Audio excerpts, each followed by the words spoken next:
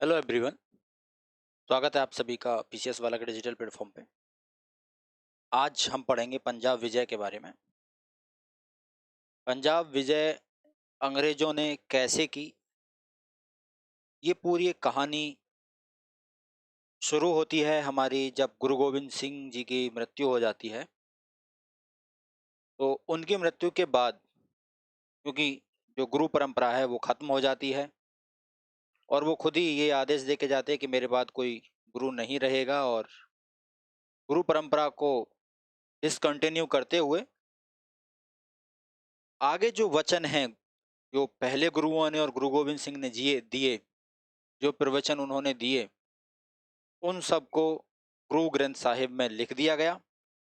और गुरु ग्रंथ साहिब में लिखने के बाद वही पूरे सिख धर्म का एक कोड ऑफ कंडक्ट बन गया या धर्म संहिता बन गई। साथ ही क्योंकि गुरु गोविंद सिंह जब जीवित थे, उन्हीं के टाइम पे उन्हीं के एक शिष्य थे जिनका नाम था बंदा बहादुर। तो बंदा बहादुर को उन्होंने अपना एक अनुयायी घोषित तो किया था, क्योंकि वो उन्हीं के साथ रहते थे। और जब उन्होंने 1799 में अपनी सेना बनाई थी, गुरु गोविंद सिंह ने सेना का कमांडर भी बंदा बहादुर को बनाया था। तो आगे की कहानी कि बंदा बहादुर से लेके और अंग्रेजों तक, या अंग्रेजों के विजय होने तक, पंजाब को कैसे अंग्रेज विजय करते हैं, किस तरीके से पूरे पंजाब को वो हथिया लेते हैं, उसकी कहानी में एक टॉपिक हम एक नया और जोड़ते हैं। आज है बंदा बहादुर। एग्जाम में जो क्वेश्चन बनेंगे वो सारे कवर हैं यहीं, आप ये नोट करते रहिए अपनी कॉपी में। तो स्टार्ट कर देते हैं। पंजाब विजय की यदि हम बात करें तो अंग्रेजों ने किस तरीके से पंजाब पर विजय हासिल की, इसे समझने के लिए हमें समझना पड़ेगा अंग्रेजों के सिखों के साथ क्या संबंध थे, और अंग्रेजों के सिखों के साथ क्या संबंध थे। इस चीज को समझने के लिए हमें पहले सिख धर्म को समझना होगा, और समझने के क्रम में मैंने पहले आपको सिख धर्म के जो गुरु हैं, 10 गुरु, उनके बारे में बता दिया है। उनके बाद क्या क्या सिख धर्म में होता है, ये बातें हम यहाँ डिस्कस करेंगे। तो नाम से ही जैसा लग रहा है कि भाई बहादुर का मतलब ही ब्रेव, यानी ऐसा व्यक्ति जो किसी पर भी विजय प्राप्त कर सकता है, तो अपने नाम के हिसाब से इनके काम थे। बंदा बहादुर ने काम भी वैसे ही किए हैं। दरअसल इनका जो जन्म है वो 1670 ईस्वी में हुआ था। जन्म से क्वेश्चन बहुत कम पूछे जाते हैं बंदा बहादुर के, लेकिन कहाँ हुआ था? पुंछ जिले में, और ये जम्मू और एंड कश्मीर का भाग है। ये राजपूताना थे, और वहाँ इनको डोगरा भी कहते हैं। डोगरा राइफल्स अभी भी सेना में है, डोगरा प्रवेश द्वार भी है। और जब हम जम्मू कश्मीर वैष्णो देवी जाते हैं तो डोगरा द्वार हम वहाँ भी देखते हैं।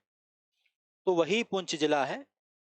तो पुंछ जिले का एक गांव था जिसका नाम था रजौली गांव। इनके बचपन का क्या नाम था? बहुत बार क्वेश्चन एग्जाम में पूछा गया है, तो ध्यान रखेंगे। इनके बचपन का नाम था लक्ष्मण दास, और इन्हें उपाधि कौन सी दी गई थी? तो इनकी उपाधि का नाम आप ध्यान रखेंगे, सच्चा पातशाह और बंदा बैरागी। दरअसल जब ये 15 साल के थे, तो 15 साल के स्थिति में ही इन्होंने अपना घर छोड़ दिया था, वैरागी जीवन जी रहे थे। तो इनका नाम बंदा बैरागी तब दिया गया। और उसके बाद जो बंदा बहादुर थे, उनका उद्देश्य क्या था, किस तरीके से वो गुरु गोविंद सिंह के संपर्क में आए, ये भी एक कहानी है। तो किताबों में लिखा गया है कि 1670 में जन्म के बाद तकरीबन 38 साल की उम्र में, यानी 1708 में इनकी भेंट होती है गुरु गोविंद सिंह से। किससे होती है? गुरु गोविंद जी से। और गुरु गोविंद जी इनके सानिध्य में जब आए, क्योंकि इनका जन्म भले कश्मीर में हुआ, जम्मू कश्मीर में, मगर ये भ्रमण करते करते अपने दक्षिण राज्य में चले गए थे। दक्षिण राज्य के नासिक में इन्होंने काफी टाइम व्यतीत किया। फिर नासिक से जब गुरु गोविंद जी नांदेड़ गए हुए थे, जिस दौरान गुरु गोविंद जी नांदेड़ गए हुए थे, तो ये गुरु गोविंद जी से मिलने गए और गुरु गोविंद जी इनकी बातों से बहुत प्रभावित हुए और प्रभावित इतना हुए कि इन्हें गुरु गोविंद जी ने जो दल खालसा सेना थी उसका सेनापति नियुक्त कर दिया था। और सेनापति नियुक्त करते हुए उन्होंने बताया था कि जिन लोगों ने मेरे बेटे की हत्या की है, क्योंकि चार साहबजादे आपने मूवी भी देखी होगी, और जो चार पुत्र थे मैंने पिछली क्लास में बताया है, उनकी हत्या मुगलों ने की थी, तो उसका बदला लेने के लिए भी गुरु गोविंद जी ने इन्हें एक ये दायित्व सौंपा था। तो सबसे पहले जब इनको कमांडर बनाया गया तो इसके लिए इन्होंने एक उद्देश्य पहला ये रखा कि मैं एक सिख राज्य बनाऊंगा।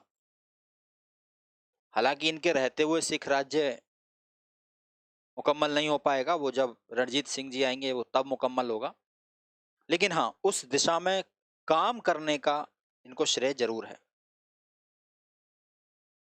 तो सबसे पहले इन्होंने लोहगढ़ को अपनी राजधानी माना था, क्योंकि ये चाहते थे कि मैं एक पूरा सिख राज्य स्थापित करूं तो अपनी एक राजधानी होनी चाहिए। तो लोहगढ़ को राजधानी बनाए। इंपॉर्टेंट बात है, ये ध्यान रखेंगे, पूछता है कि बंदा बहादुर ने अपनी राजधानी कहाँ रखी थी, तो लोहगढ़ राजधानी रखी थी।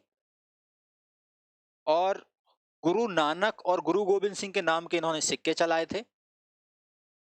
साथ ही ध्यान रखेंगे इन्होंने जो मुगल का एक फौजदार था वजीर खां, जिसकी हत्या के लिए या जिसको मारने के लिए इनको दायित्व गुरु गोविंद जी ने सौंपा था, क्योंकि उनके बच्चों की हत्या इसी वजीर खां ने की थी, तो इस वजीर खां को भी इन्होंने हत्या की सरहिंद में।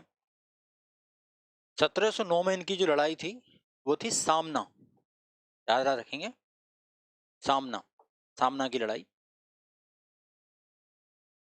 ये बहुत बार क्वेश्चन पूछा जाता है कि सामना की लड़ाई कब हुई, तो 1709 में हुई। वजीर खां को इस सामना की लड़ाई में ही इन्होंने मारा था। ये जो वजीर खां है इसको सामना की लड़ाई में ही इन्होंने मारा था 1709 में।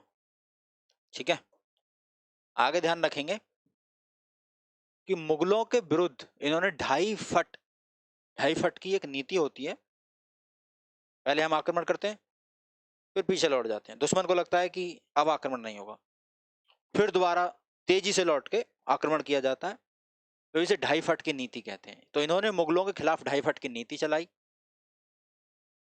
जब इनका प्रभाव बढ़ने लगा तो इससे जो मुगल राजा था फर्रुखसियर, फर्रुखसियर वो बड़ा चिंतित हुआ और उसने इन्हें इस्लाम धर्म कबूल करने के लिए न्योता दिया। लेकिन ये तो इस्लाम धर्म कबूल करने वाले ही नहीं थे। इस बात से नाराज होकर 1716 में फारूक ने इन्हें मरवा दिया और एक वो दर्दनाक जो मौत थी, हाथी से इनको कुचलवाया गया। बंदा बहादुर की तो मृत्यु हो जाती है, लेकिन जो सिख धर्म है वो यहां खत्म नहीं होता। कैसे? इनकी मृत्यु के बाद जो सिख धर्म वो छोटे छोटे टुकड़ों में बढ़ जाता है और ये छोटे छोटे टुकड़े 1748 में एक नवाब थे कपूर सिंह, या इन्हें कर्पूर सिंह भी बोलते हैं, कर्पूर सिंह की पहल पे सभी जो सिख टुकड़ियां हैं वो एक दल बना लेती हैं। उस दल का नाम रखते हैं दल खालसा। क्या नाम रखते हैं? दल खालसा। कब बना? 1748। ध्यान रखेंगे, डेट इंपॉर्टेंट है। किसने बनाया? नवाब कपूर सिंह ने, कर्पूर सिंह ने, ठीक है, कर्पूर सिंह या कपूर सिंह जो भी लिखा हुआ दे आप ध्यान रखेंगे। साथ ही ध्यान रखेंगे दल खालसा को जस्सा सिंह आहूवालिया के नेतृत्व में रखा गया था, जिसे बाद में 12 मिसलों में बांट दिया। 12 अलग अलग मिसल थी, 12 मिसलों में बांट दिया गया। मिसल मतलब गुट, मिसल का मतलब गुट, क्योंकि मिसल जो है वो एक अरबी भाषा का शब्द है जिसका अर्थ होता है समान, यानी समान तरीके से गुटों में लोग जो बटे होते हैं उसे हम मिसल कहते हैं। बोलते हैं ना, तो क्या मिसल गुट बना रहे हो, तो समान तरीके के विचारधारा वाले लोग मिसल में आते हैं, ध्यान रखेंगे।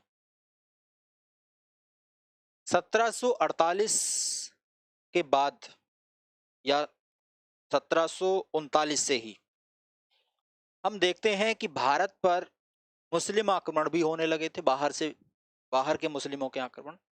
जैसे नादिर शाह ने पहले आक्रमण करा था, तो नादिर शाह जैसे 1739 में आक्रमण करता है दिल्ली पर। फिर अहमद शाह अब्दाली पानीपत की लड़ाई में 1761 में आक्रमण करता है। इन आक्रमणों से मुगल साम्राज्य जो था वो कमजोर पड़ता जा रहा था, और क्योंकि पानीपत की जो लड़ाई थी वो मराठाओं के खिलाफ थी, लेकिन मुगल उसमें कुछ भी नहीं कर पाए। इसका मतलब क्या था कि मुगलों में अब शक्ति उतनी नहीं रह गई थी, और ये बात आगे बक्सर की लड़ाई में भी सिद्ध हो गई थी। 1764 में जब बक्सर की लड़ाई हुई थी तो अंग्रेजों ने उनको हरा दिया था, मुगलों में कोई शक्ति नहीं बची थी, तो मुगलों की ताकत लगभग निराधार होने लगी थी। उधर नादिर शाह का आक्रमण इस तरीके से हुआ दिल्ली पर कि पूरी दिल्ली अस्त व्यस्त हो गई थी। इस पूरी व्यवस्था का लाभ उठाकर ही जो सिख गुट हैं वो अपने एक साथ होने लगे, और 1764 में कई सारे जो सिख गणमान्य सरदार हैं वो अमृतसर में इकट्ठा होते हैं 1764 में, और वहां पर वो एक देग तेग फतेह मुद्रा लेख, या ये कहें कि देग तेग फतेह लिखा हुआ एक चांदी का सिक्का जारी करता है। और ये सिक्का जारी करना, इसका मतलब है कि उन्होंने एक अपने साम्राज्य की स्थापना कर दी, यानी उन्होंने अपने आप को स्वतंत्र घोषित कर दिया, अब वो मुगलों के अधीन नहीं आएंगे। तो चांदी का एक सिक्का जारी किया, जो पंजाब में सिख संप्रभुता की पहली घोषणा हो जाती है, और सिखों को 12 मिसलों में बांटा गया। 12 मिसल मतलब 12 गुटों में बांट दिया गया, और उनकी जो मिसल हैं उनके संस्थापक के नाम एग्जाम में आपसे पूछे जाते हैं, ध्यान रखेंगे। इंपॉर्टेंट नाम बस याद रखना है। पहला, जैसे कि सिंहपुरिया मिसल है, तो इसके संस्थापक कौन थे, तो वो कपूर सिंह हैं, ध्यान रखेंगे, कपूर सिंह। फिर रामगढ़िया मिसल, इसके संस्थापक जस्सा सिंह, रामगढ़िया के जस्सा सिंह। फिर नाम इनके याद भी रखें और इन्हें नोट भी कर लें, ठीक है। फिर उसके बाद फुलकिया जो मिसल है उसके संस्थापक संधू जाट चौधरी हैं। फिर आहूवालिया मिसल, इनके जस्सा सिंह हैं, और आप देखेंगे कि रामगढ़िया मिसल और आहूवालिया मिसल दोनों के संस्थापक जस्सा सिंह हैं। आहूवालिया मिसल की संस्थापना जस्सा सिंह आहूवालिया ने की थी।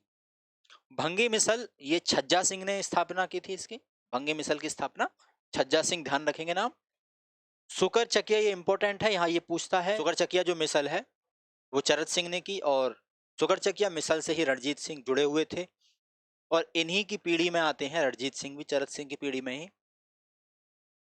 फिर उसके बाद बुल्लेवालिया जो मिसल है उसके संस्थापक गुलाब सिंह थे। ये जो मिसल हैं कौन कौन सी इंपॉर्टेंट मिसल हैं, 5-6 तो आपको नाम याद ही रखने।